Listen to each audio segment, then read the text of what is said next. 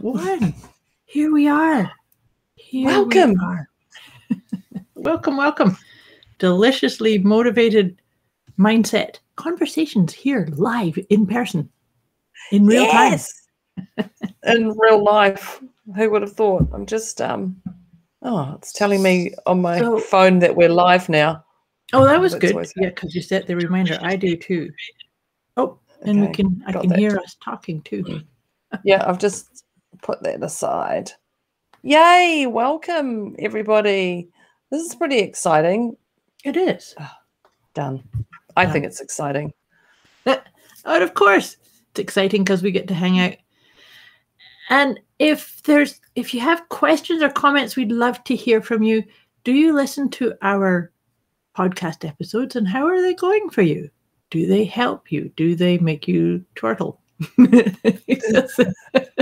you go to a 0 or do you go to a 10 at the end of our podcast? That's probably the question. That is probably the question. So welcome, dear Deb.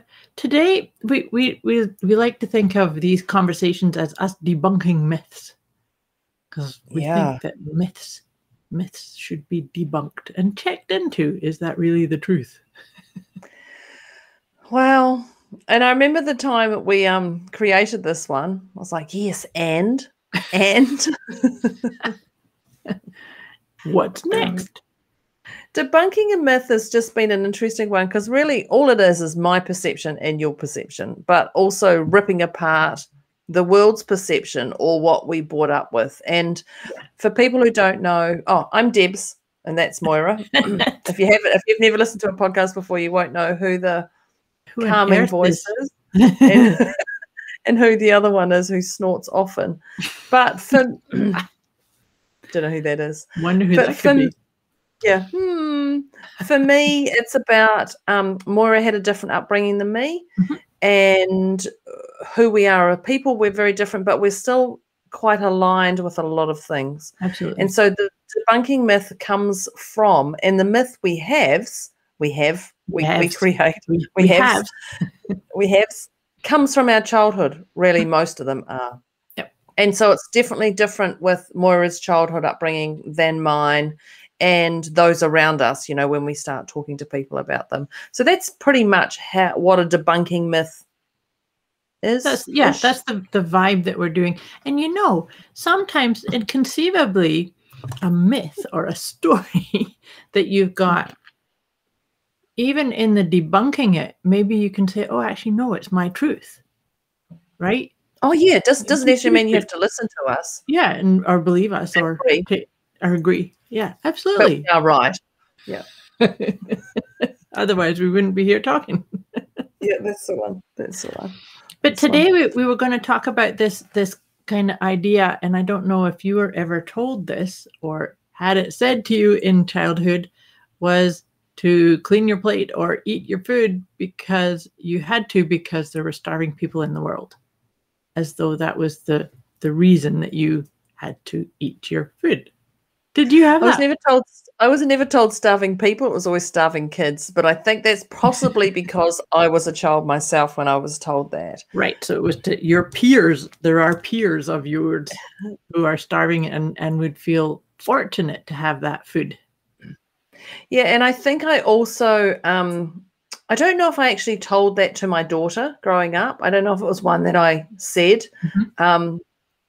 But I have heard people say, and I don't believe it will be my story. I think it's a story I've heard. Is we'll go, we'll send it to them. I know. We'll give it to them. I think that was me. You. That was me. Yeah. As soon as I said that, I went, actually, I have a feeling that's Moira. I'll send it to them. Send it to them. Will it last? I really don't like this. So send it to them, because that was my thing, was because it would have been said to me about some kind of food or something that I didn't like. I didn't want to eat it. And so that was part Mine of was my cauliflower.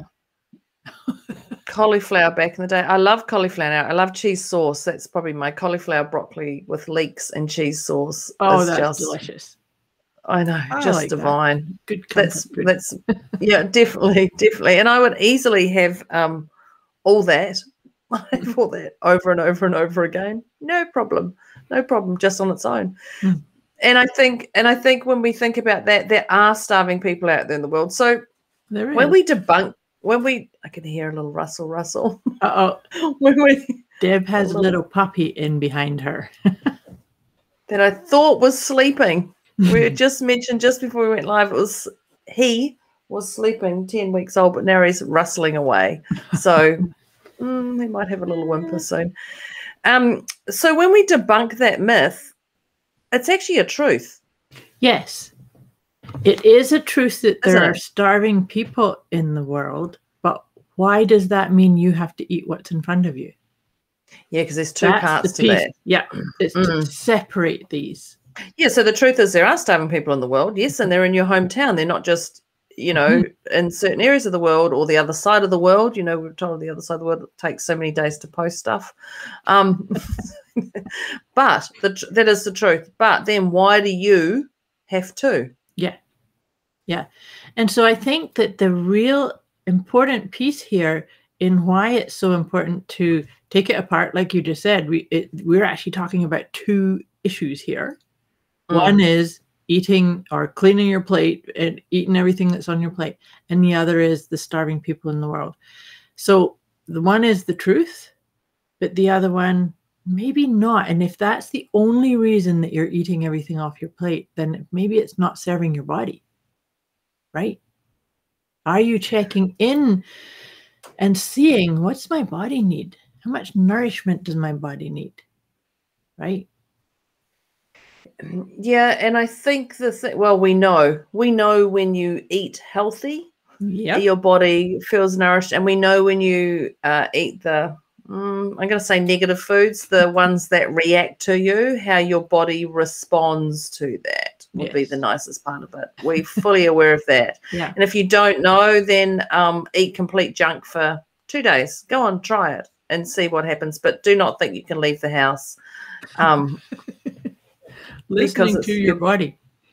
Because you're going to be in pain in all areas, as well as your mind and your skin. And but then the other thing is what I can eat, my body can handle, but what Moira can eat, her body may not handle.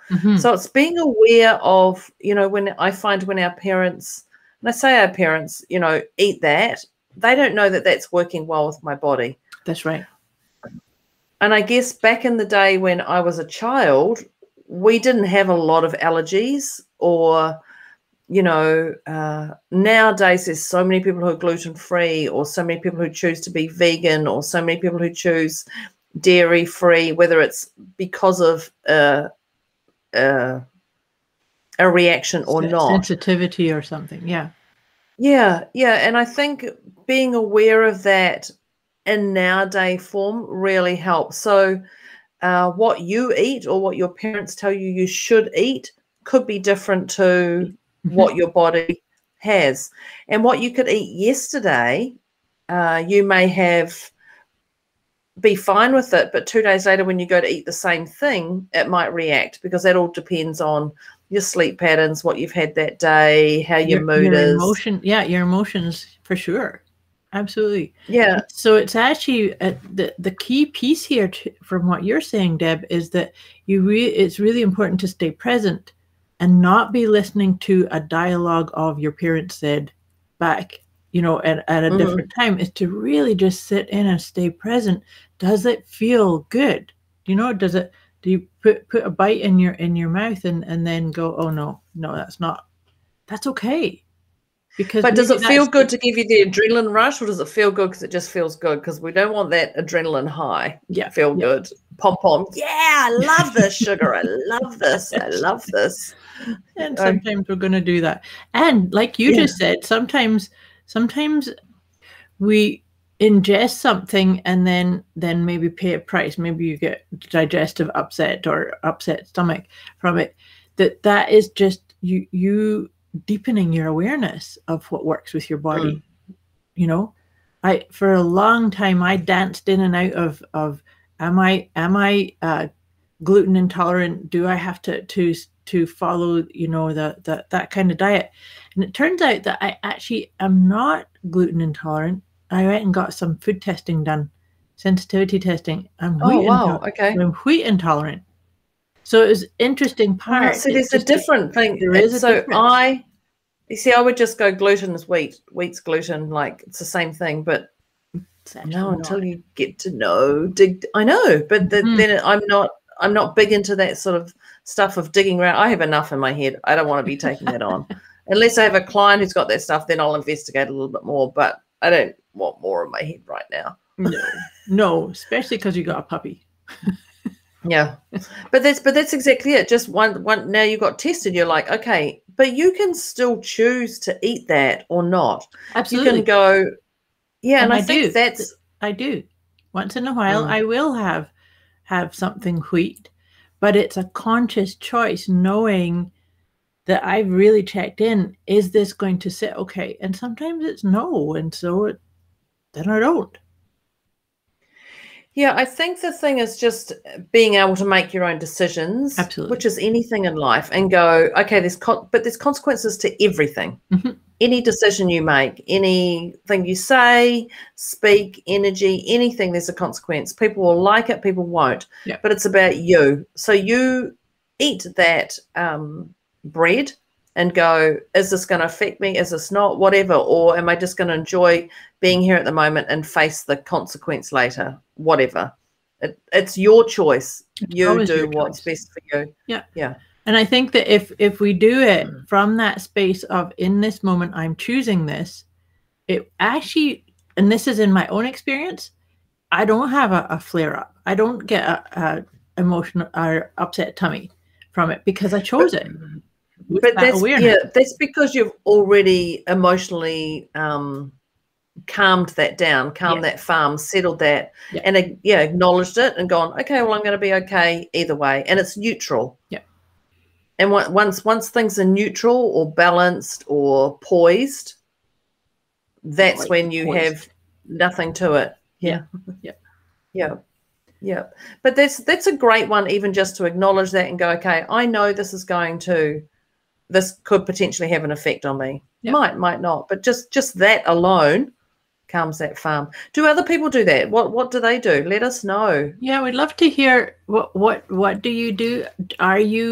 Do you sit in and check in with that dialogue of I have to eat this, or like, did you have that told to you or suggested to you when you were in your childhood, and is it still kind of there in the background?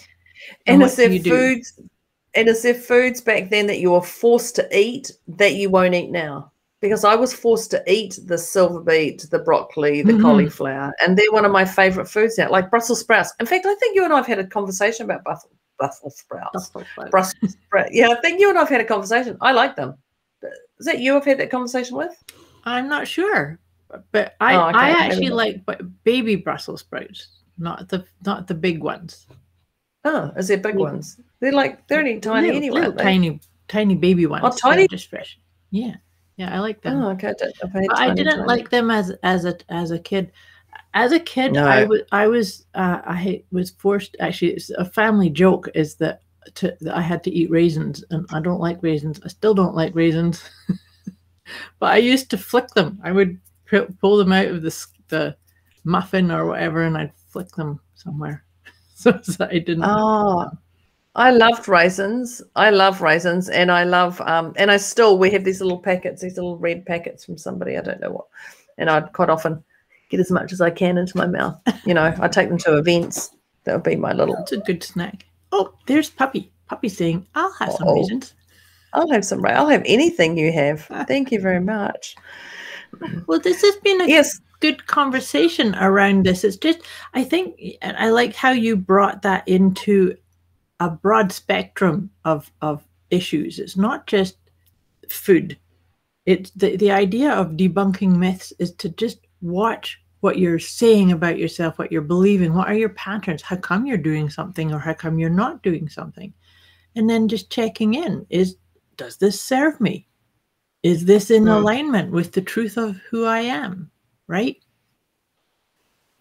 Yeah, well, our stories and our scripts that we've had from the past do come in, and they're around us all the time. We can't deny that. Nope.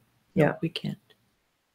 Awesome, awesome. So we would love to hear from our listeners or our viewers. We can't see any comments from where we are, but we will come back in here and check in and provide any other insights. Or Deb goes off camera. I'm just going to pull up this little Oh, we're going to get to see Mr. the Finn. puppy. Going to see the puppy. Moaning enough. There, look at that precious little nugget. Little Meet Finn.